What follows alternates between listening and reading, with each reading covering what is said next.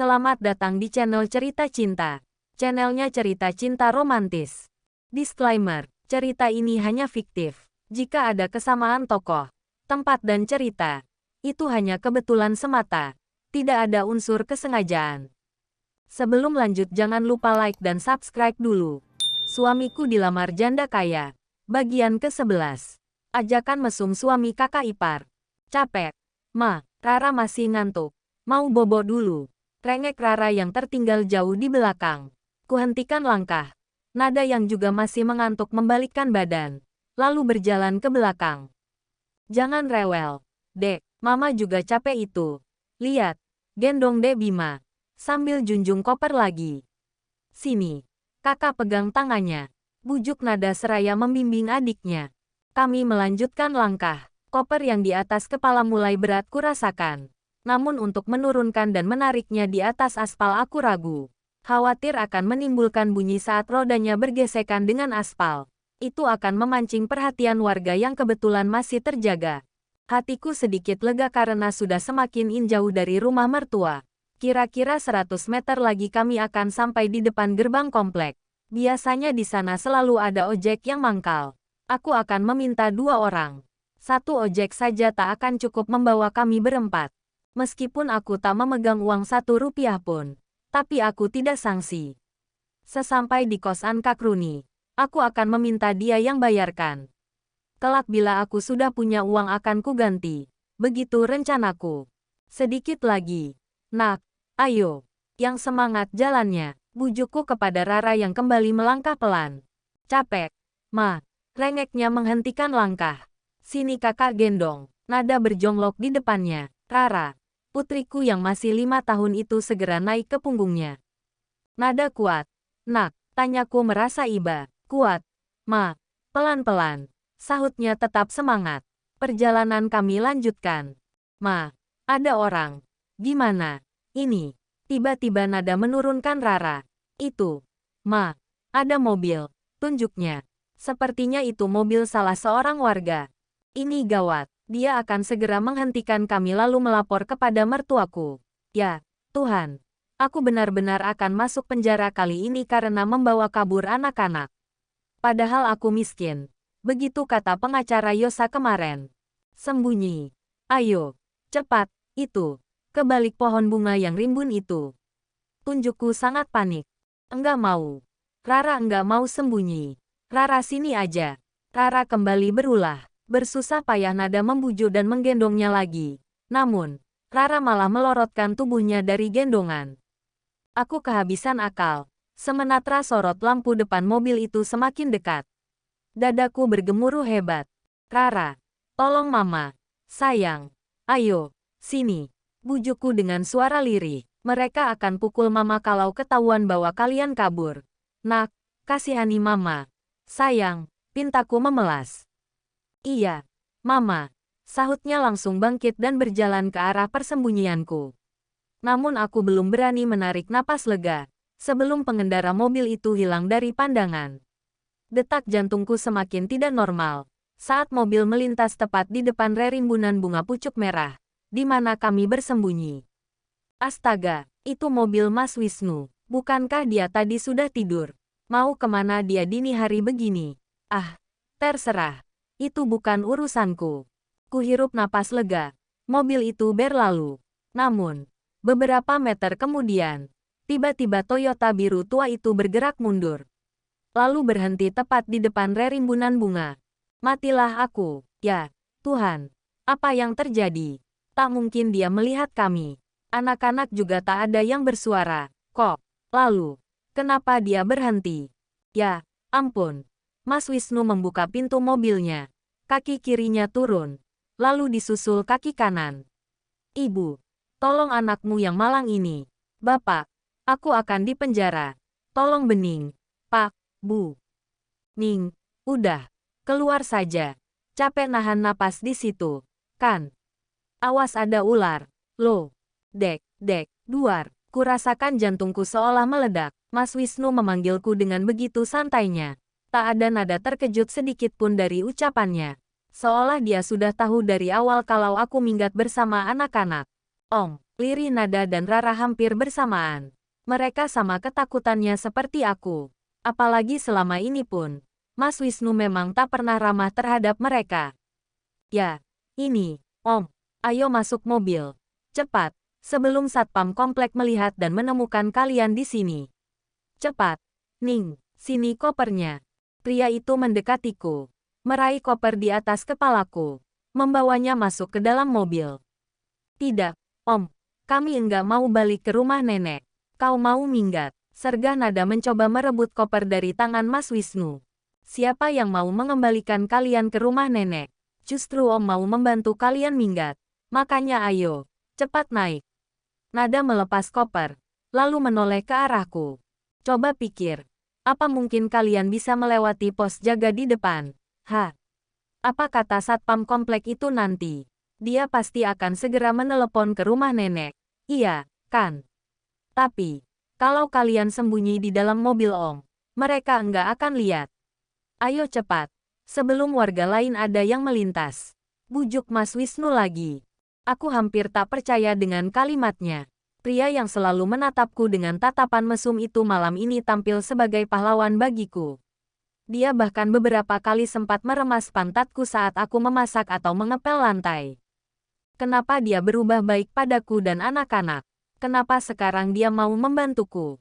Apakah dia punya maksud lain? Aku takut, tapi apa yang bisa kulakukan sekarang? Ayo, Ning, sebentar lagi warga udah pada bangun. Loh, kamu mau balik ke rumah lalu disiksa lahir batin lagi sama ibu, Ambar, Sekar, juga Sigit yang saat ini tengah tenggelam dalam pelukan si janda kembang itu. Pengacara Yosa akan segera menuntutmu karena membawa kabur anak-anak di bawah umur. Kau akan dipenjara. Kau mau? Ayo, cepat masuk. Mas Wisnu menarik lenganku secara paksa. Aku terpaksa menurut. Tak ada pilihan lain. Kembali ke rumah terkutuk itu. Jelas tak mungkin. Bayangan yang digambarkan Mas Wisnu sangat menakutkan. Lebih baik aku ikut di mobilnya. Kalau dia macam-macam, aku akan teriak. Begitu pikirku. Mobil itu melaju pelan. Aku dan anak-anak dia suruh jongkok dan menunduk di lantai mobil saat melewati pos satpam. Kemana rencana kamu? Tanyanya setelah kami jauh meninggalkan komplek perumahan. Kusebutkan alamat kosan Kak Runi. Berdebar. Kembali dadaku berdebar tak karuan. Ragu apakah benar dia mau mengantarkan kami ke sana. Atau malah membawaku langsung ke kantor polisi. Sungguh, aku belum bisa percaya. Namun, resahku berangsur reda saat mobil itu mulai memasuki gang yang mengarah ke alamat yang kusebut. Ada apa sebenarnya dengan suami kakak iparku ini? Apakah aslinya dia memang baik? Atau ada maksud lagi di balik ini? Sesaat aku menyesal karena pernah begitu membencinya. Apakah aku terlalu berprasangka buruk selama ini? Tapi, apa maksudnya meremas pantatku waktu itu? Apa maksud tatapan mesumnya selama ini? Tidak, aku harus tetap hati-hati. Siapa tahu dia hanya pura-pura baik, padahal ada maksud tersembunyi. Aku tak boleh bodoh lagi. Cukup sekali aku terpedaya oleh sikap baik laki-laki. Mas Sigit, cukup dia saja yang mengonyak-ngoyak hatiku ini. Tak akan pernah terulang kedua kali. Ini kosannya. Nomor 58. Betul, kan? Aku tersentak. Pria itu menghentikan mobil di depan sederetan rumah kos-kosan. Rumah yang disewa Kak Runi adalah yang paling ujung. Deretan sebelah kiri. Benar. Mas, Nada, Rara, ayo, turun. Titahku kepada kedua putriku. Mas Wisnu membukakan pintu mobil, menurunkan koper, lalu berjalan mendekatiku. Nada sudah duluan masuk ke teras kos-kosan sambil menyeret koper. Rara mengikuti dari belakang. Sama sekali tak rewel lagi. Terima kasih, Mas. Ucapku gegas menyusul mereka. Bentar. Ning, tiba-tiba Mas Wisnu menyambar lenganku. Posisi kami berdiri yang terhalang badan mobil membuatku merasa sangat tidak nyaman. Apalagi saat mata mesum pria itu tertuju lekat di dadaku.